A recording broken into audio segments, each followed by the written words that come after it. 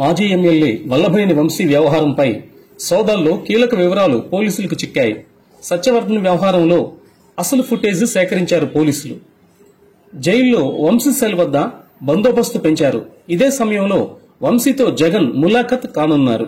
ఇక వైసీపీ నేత గన్నవరం మాజీ ఎమ్మెల్యే వల్లభనేని వంశీ అతని అనుచరుల ఆగడాలు కూడా ఒక్కొక్కటిగా బయటకు వస్తున్నాయి. బాధితుడు సత్యవర్ధన్ ను హైదరాబాద్ లోని వంశీ ఇంటికి తీసుకెళ్లడం, అక్కడ నుంచి మరుసటి రోజే విశాఖకు తరలించి ఆ తర్వాత విజయవాడ కోర్టుకు తీసుకొచ్చిన సీసీటీవీ ఫుటేజ్ పోలీసులకు చిక్కింది. దీంతో వంశీ పాత్ర నిరూపించే సాక్ష్యాలను సేకరించడంలో పోలీసులు నిమగ్నమయ్యారు. ఈ కేసులో సేకరించిన డేటా ప్రకారం ఫోన్ కాల్స్ పై నిఘా పెట్టారు. నిందితులు ఉపయోగించిన 2 కార్లను గుర్తించే పనిలో ఉన్నారు. ఈ కేసులో 12 మంది నిందితుల్లో ఇప్పటికే 5గురిని మాత్రమే పోలీసులు అరెస్ట్ చేశారు. మిగిలిన వారి కోసం గాలింపు ముమ్మరం చేశారు. ఇదిలా ఉండగా విజయవాడ జైల్లో మాజీ ఎమ్మెల్యే వల్లభనేని వంశీ బ్యారెక్ కు అధికారులు పరదాలు కట్టినట్లుగా తెలిసింది.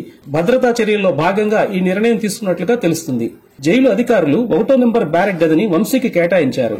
వంశీ ఇతర ఖైదీలకు కనిపించకుండా కటకటాల వద్ద పరదాలను కట్టినట్లుగా వార్తలు వస్తున్నాయి. ఇతర ఖైదీలను వంశీ ఉన్న బ్యారెక్ వైపు వెళ్లకుండా భద్రతా ఏర్పాట్లు చేశారు.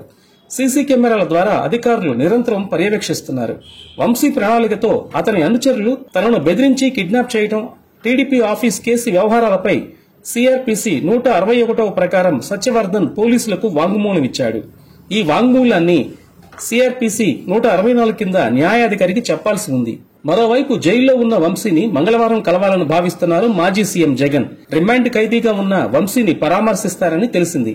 ప్రస్తుతం బెంగళూరులో ఉన్న జగన్ మంగళవారం గన్నవరం విమానాశ్రయానికి చేరుకుంటారు. అక్కడి నుంచి నేరుగా గాంధీనగర్ లోని జైలుకు వెళ్తారని సమాచారం. వంశీ కస్టడీపై సోమవారం కోర్టులో విచారణ జరగనుంది. ఆయన్ని పోలీసులు కస్టడీకి ఇచ్చినట్లయితే వంశీని జగన్ కలిసే అవకాశం ఉండకపోవచ్చు అంటున్నారు నిపుణులు.